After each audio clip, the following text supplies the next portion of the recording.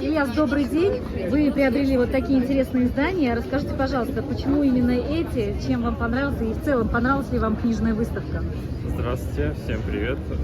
Я выбрал вот эти две замечательные книги в татарском книжном издательстве, в татарском стенде. Вот эту книгу я выбрал, поскольку она несколько связана с моей профессиональной деятельностью по издательству.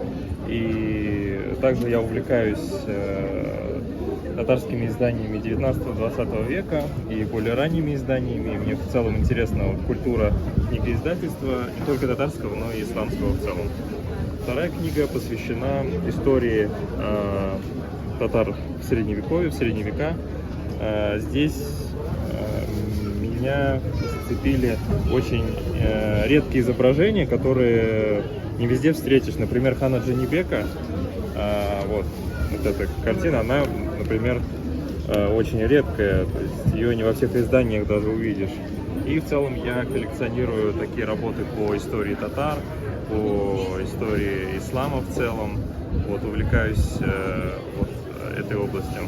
Всем спасибо, приходите на книжную ярмарку.